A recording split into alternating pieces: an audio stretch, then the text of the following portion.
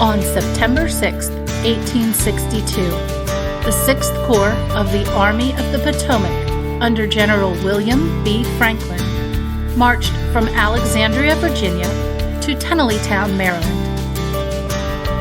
This video documents the segment of the march through Georgetown, highlighting those structures that still exist today from that time.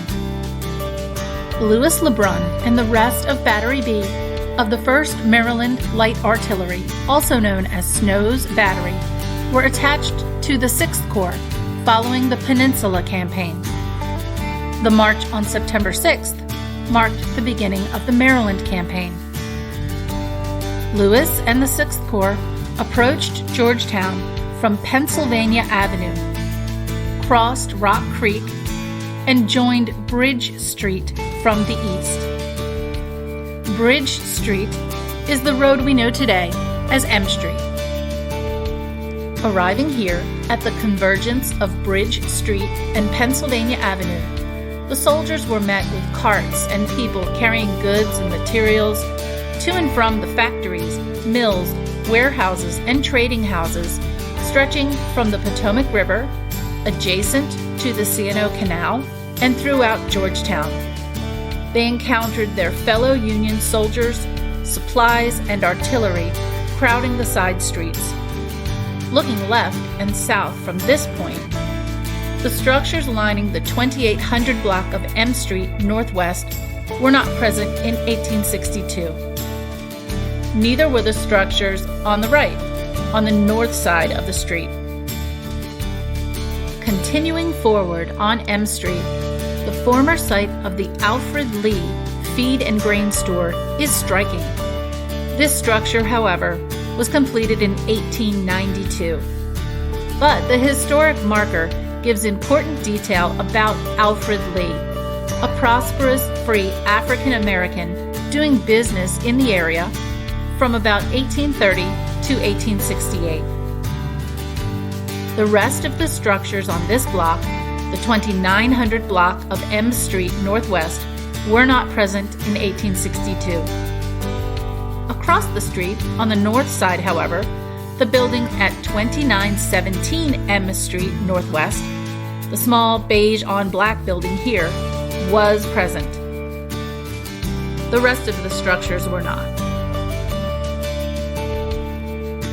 Continuing on to the 3000 block of M Street north side, we find a cluster of structures present during the march and preserved from the period. At the northwest corner of M and 30th Streets is the Thomas Sim Lee Corner.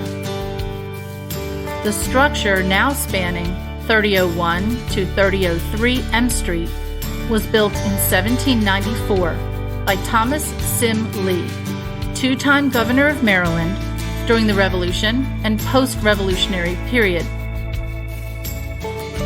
One can see how the original home was later subdivided into separate shops and dwellings. In 1810, the adjacent dwelling was built by Andrew Ross and Robert Getty on land sold to them by Lee. This structure is now divided as 3005, 3007, 3009, and 3011 M Street. The next several buildings on this block are not of the period.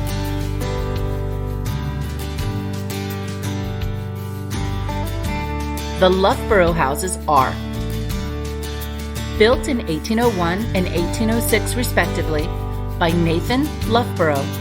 These two dwellings now comprise 3037 and 3039 M Street. Next is the oldest structure on this route, the Old Stone House. Built in 1765 and 1766, it is the oldest structure on its original foundation in Washington. Now managed and preserved by the National Park Service, visitors can view the building and grounds as part of the Rock Creek Park area. Continuing west on M Street, beyond the Old Stone House, there are no other structures surviving from 1862 on this block. Back over to the south side of M Street, only one structure in this portion of the 3000 block was present during the march. It is the white building at the very corner of M Street and 31st Street, the entrance of which is at 1077 31st Street Northwest.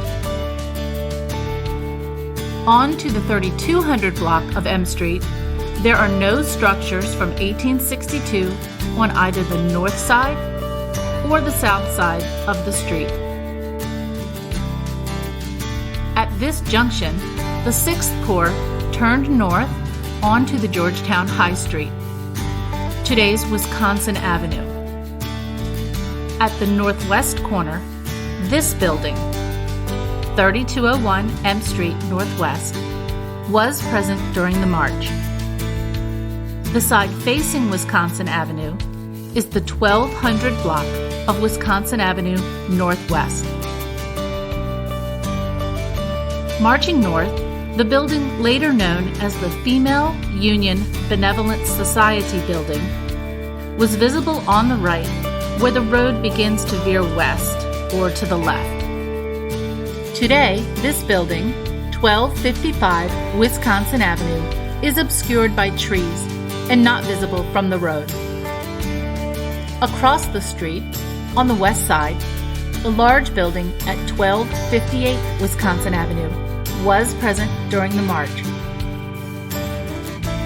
as were two buildings in the next block at 1300 and 1304 Wisconsin Avenue.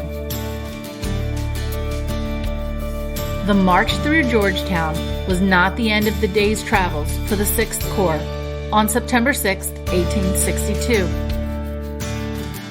They would continue another 3 miles and camp at Tenallytown. Georgetown today is a fantastic mix of architecture preserved from as far back as the 1700s, flanked by modern structures built to resemble the historic styles. Walking is the only way to carefully investigate and fully appreciate the beauty and historic value of each building.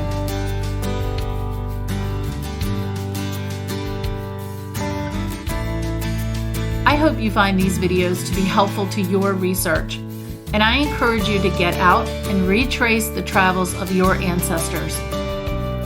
Please leave your comments and suggestions, and if this content is of interest to you, please like and subscribe to the channel. Also, check out Primary Sources, a channel highlighting sources for historic and family research and research methodologies and tools. I wish you the very best of luck in your research, and I hope our paths cross out there in the field.